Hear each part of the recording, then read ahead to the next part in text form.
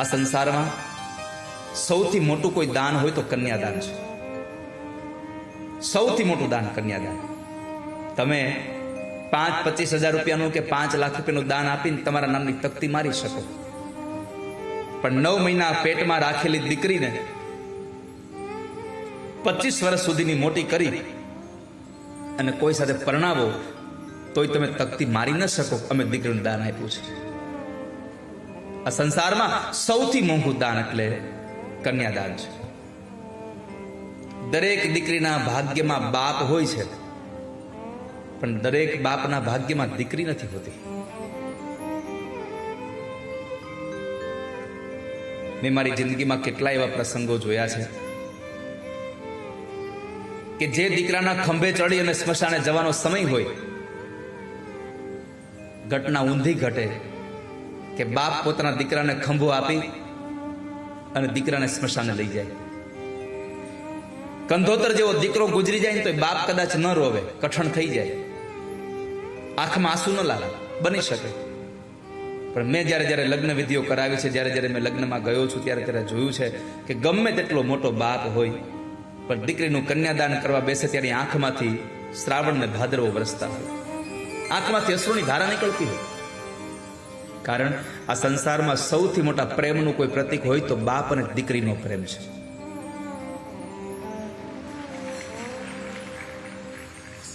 દીકરી જ્યારે વિદાય થાય ને ત્યારે સૌથી વધારે દુઃખ બાપને થાય છે. સૌથી મોટું દુઃખ બાપને હોય છે. તમે જુઓ ને તો દીકરી વિદાય થયા પછી બાપ દેખાવા લાગે, હવે અવરુદ્ધ થઈ ગયો.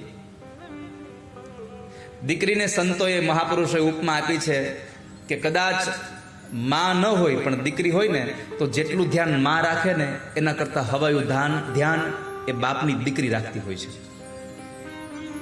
માં કરતા વિશેષ ધ્યાન રાખનારું કોઈ પાત્ર હોય તો દીકરી છે. આ સંસારમાં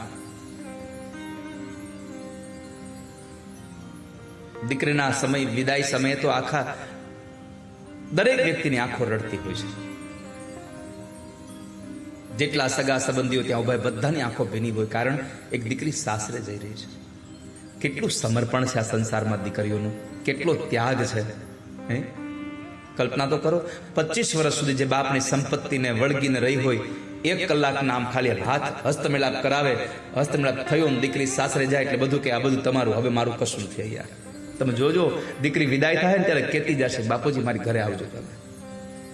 એક જ ઘડીના, એક જ કલાકના એ કન્યાદાનના પ્રસંગ પછી દીકરી સ્વીકાર લે છે કે હવે આજથી મારું અહીંયા કશું નથી.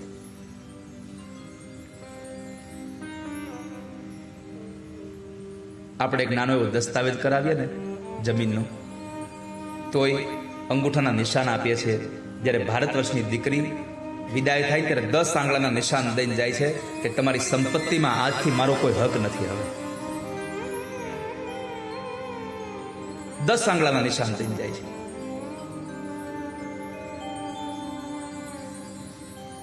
શું આપણી લગ્નની પરંપરાઓ છે. દીકરી સાસરે જતી હોય ત્યારે કેવા કેવા ગીતો ગવાતા હતા.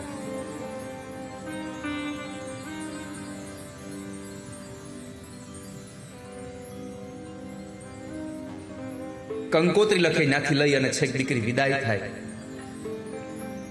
ત્યાં સુધીના બધા જ વાના ગીતો હતા.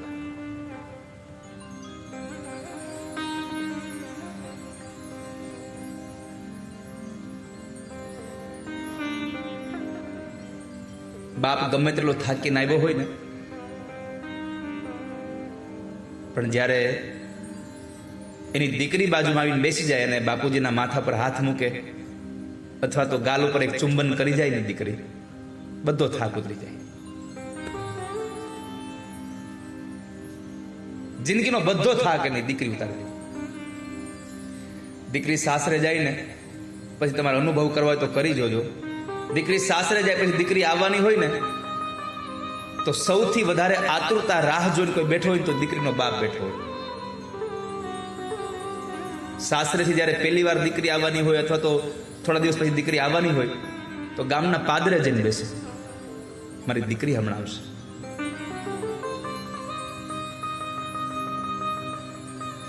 દીકરી 2 દિવસ રોકાવાની હોય ને તો ઘરમાં કેટલું વસ્તુઓ લઈ આવી રાખે. પોતે બીમાર હોય ને તો ફ્રૂટ ન લઈ આવે, પણ દીકરી આવવાની હોય તો ઘરમાં ફળ લઈ આવીને રાખ્યા હોય. મારી દીકરીને બહુ ભાવે છે આ ફળ. મારી દીકરીને મીઠાઈ બહુ ભાવે છે.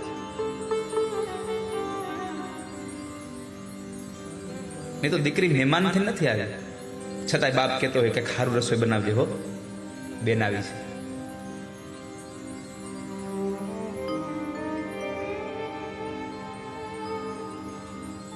દીકરી તો દીકરી છે.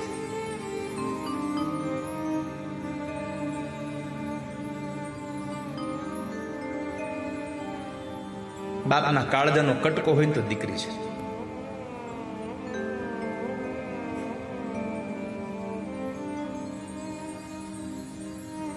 જે ઘરમાં દીકરી હોય છે ને ઘર આખું આમ તમે જો વાતાવરણ આખું પુલકિત હોય એની ઝાંઝરીઓના અવાજથી, એના કલબલાટથી.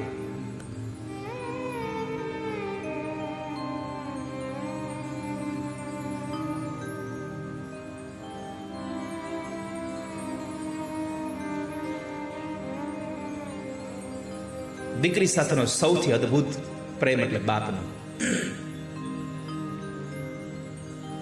એક બહુ સુંદર પ્રસંગ કહું તમને. અમેરિકામાં એક પતિ પત્ની હતા, સંતાન નહોતું.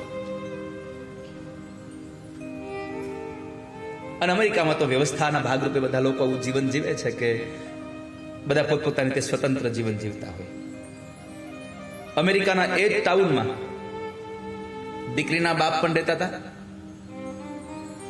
અને એ જ ટાઉનમાં એ દીકરીનો જે પતિ હતો એના મા બાપ પણ એ જ ટાઉનમાં રહેતા હતા. બહુ ધ્યાનથી સાંભળજો વાલા ભક્તો.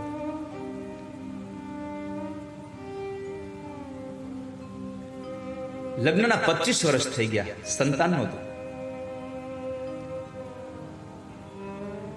એનિવર્સરી આવી એટલે એમણે નક્કી કર્યું બે જણાએ, આપણે આજ એનિવર્સરી છે,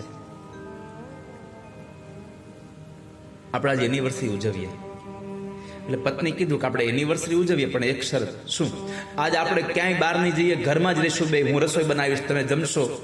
આપણા બે સિવાય કોઈ જ નહીં, ફોને નહીં, કશું જ નહીં. આપણે કોઈને વાતે નહીં કરી. આજે આપણા બે સિવાય કોઈ જ નહીં. પતિ કીધું કાંઈ વાંધો નહીં, આપણે બે રહેશું. કોઈને મળીશું નહીં, નહીં મળીએ. સવારનો દિવસ પ્રારંભ થયો એનિવર્સરીનો.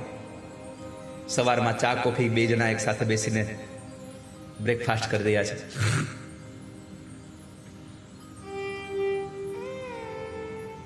દસ 11 12 વાગ્યા, ડોરબેલ વગડ્યો.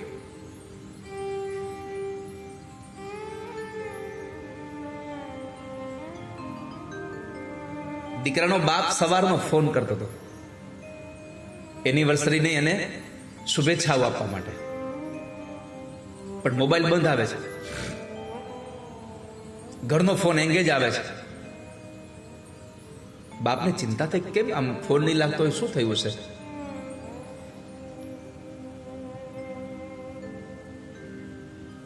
દીકરાનો બાપ ઘરે આવ્યો, ડોરબેલ વગાડે છે.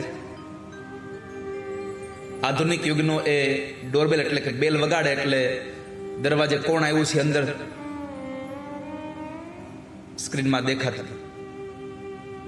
એટલે દીકરો જે હતો પતિ ઊભો થયો અને દરવાજો ખોલવા જાય છે. એટલે પત્ની કીધું ક્યાં જાવ છો? મારા બાપુજી આવ્યા છે. મારા બાપુજી આવ્યા છે. આપણે શું વાત થઈ હતી? આજે આપણે કોઈને મળીશું નહીં. લેવા દો. પતિ બેસી ગયો નીચે. બાપે બહુ બેલ માર્યા, બિચારો વૃદ્ધ બાપ લાકડીના ટેકે આવેલો પાછો જતો રહે છે. વિચાર લીધું કે ગયા હશે બારા. બપોરના 2 વાગ્યા, ફરી ડોરબેલ વગડ્યો.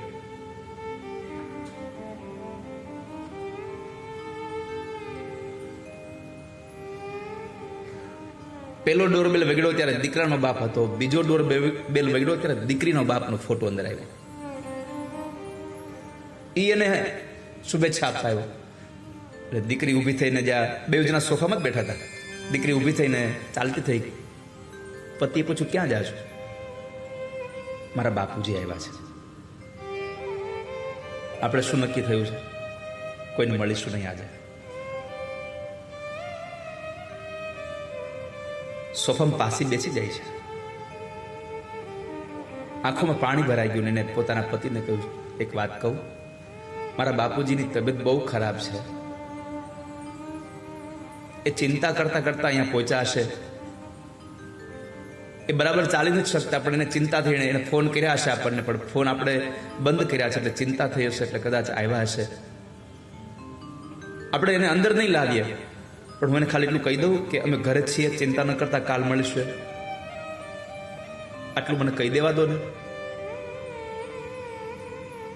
આંખમાં આંસુ જોયા, એના મોઢા ઉપરનું આ દુઃખ જોયું એટલે પતિ સમજી ગયો કે કઈ વાંધો નહીં, તું જા કહી દે બાપુજીને. એને દરવાજો ન ખોલ્યો, નાની એવી ડોર ખોલી, બારી ખોલી, વિન્ડો, અને કહ્યું, બાપુજી અમે ઘરે છીએ, પણ આજે એનિવર્સરી છે ને, મતલબ કોઈને મળીશું નહીં, તમે ચિંતા ન કરતા હો ને, કાલે આપણે મળીશું. આટલું કીધું એટલે શાંતિ થઈ ગઈ બાપને. જતો રહ્યો બાપ. બે જણા બેઠા છે. મહિનો 2 મહિના જતા રહ્યા એટલે પછી પતિ કીધું, સાંભળ્યું, મને એમ થાય છે ચાલને આપણે એક બાળક દત્તક લઈ લઈએ. આપણે અનાથ આશ્રમમાંથી બાળક દત્તક લઈ આવીએ. પત્ની તો રાજી થઈ, ચાલો ને લઈ આવીએ. અનાથ આશ્રમનો સંપર્ક કર્યો કે અમારે એક બાળકને દત્તક લેવું છે. અનાથ આશ્રમ વાળા કીધું કે આવી જાવ, વાંધો નહીં. થોડા દિવસ પછી અનાથ આશ્રમમાં બંને જણા કાર લઈને ગયા. ઓફિસમાં ગયા તો ઓફિસમાં કહ્યું કે ગઈકાલે જ એક 15 દિવસનો એક દીકરો અહીંયા કોઈક મૂકી ગયું છે. પત્ની રાજી થઈ ગઈ, દીકરો લઈ લઈએ. પતિ કીધું, દીકરો નહીં, દીકરી લઈ જવી છે આપણે દીકરી લેવી છે. પત્ની કીધું, તમે શું કરો છો? આખું ગામ દીકરો દત્તક લઈને તમારે દીકરી લેવી છે? હા, મારે દીકરી દત્તક લેવી છે. કે ત્યારે પતિએ જરા રડતા રડતા કહ્યું કે હું વૃદ્ધ થાવ, મારી દીકરીના ઘરે જઈશ ને, મારી દીકરી હશે તો દરવાજો ખોલશે, દીકરો દરવાજો નહીં ખોલે. પોતાની આપવીતી પોતાને સમજાય ગઈ કે મારો બાપ આવ્યો ત્યારે મેં દરવાજો ન ખોલ્યો, પણ મારી પત્નીએ મારી પાસે કરગરીને પણ દરવાજો ખોલાવીને પોતાના બાપને એટલું કીધું કે હું ઘરમાં છું, મારી દીકરી હશે તો દરવાજો ખોલશે. આ પ્રેમ છે બાપ અને દીકરીનો. વાલા ભક્તજનો, દીકરી મારી લાડકવાઈ, લક્ષ્મીનો અવતાર. એ સુવે તો રાત પડે ને જાગે તો સવાર. દીકરી મારી લાડકવાઈ, લક્ષ્મીનો અવતાર. એ સુવે તો રાત પડે જાગે તો સવાર. દીકરી મારી. બાપનો કાળજાનો ટુકડો એટલે એક દીકરી છે.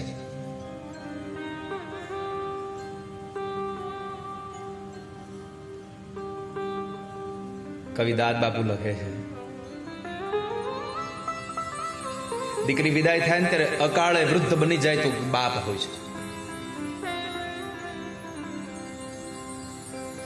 કાળજા કેરો કટકો મારો ગાંઠથી છૂટી ગયો.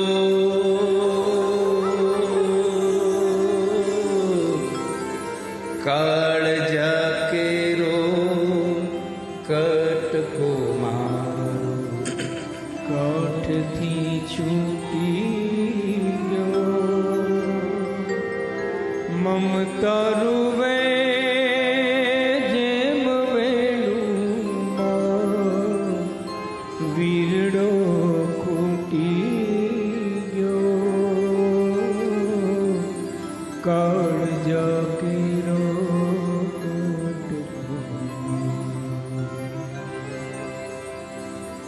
છબતો નહીં જે ધર્મમાં પગ ત્યાંથી જીજો,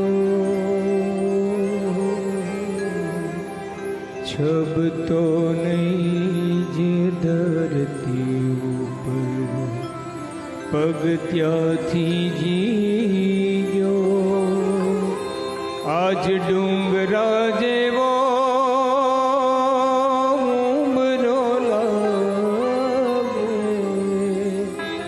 ડુંગરા જેવો બેનીને ઉંબરો લાગે, માંડ માંડ ઓળંગ્યો. બાપનું આંગણું છોડીને દીકરી જાય તો ઉમરો પણ ડુંગરા જેવો લાગે. દીકરી સાસરે વહી જાય પછી જ્યારે તમે જોજો આખા એ પરિવારમાં દીકરી સાસરે જાય ને, આખું પરિવાર વળાવા જાય, દીકરીનો બાપ વળાવા નહીં જાય. એને એ ઘરમાં બેસ, આખો પરિવાર એને મૂકવા જાય. દીકરીનો બાપ ઘરના ખૂણામાં બેઠો બેઠો રોતો હોય છે.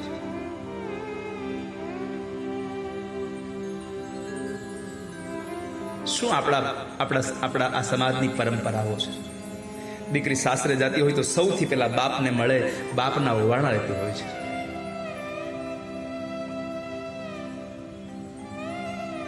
માંડવામાંથી દીકરી નીકળે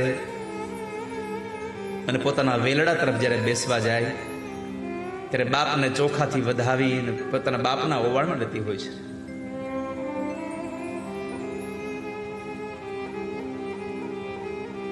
પોતાના બાપને મળતી હોય ત્યારે સાસરા પક્ષની બહેનો કહેતી હોય છે, પરણ્યા એકલા પ્યારા લાડી, ચાલો આપણે ઘેર.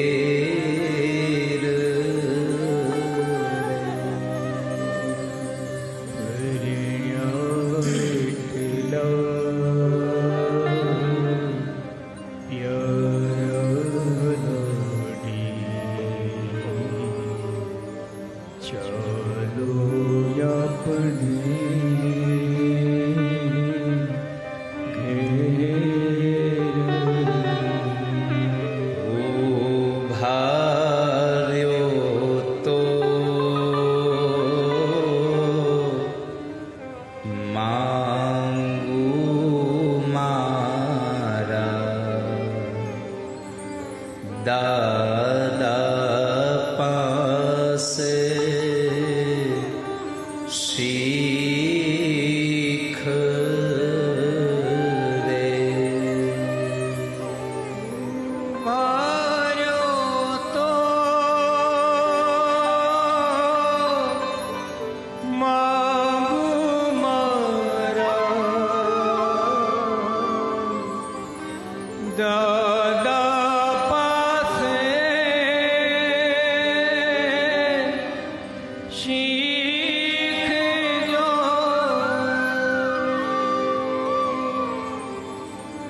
થોડી વાર ઉભા રહો, મારા દાદા પાસે, મારા ભાઈ પાસે, મારી મા પાસે થોડી શીખ લઈ લઉં. શું આપણા પરંપરાના ગીતો હતા. હવે કેવી શીખ રે લાડી, હવે કેવા બોલ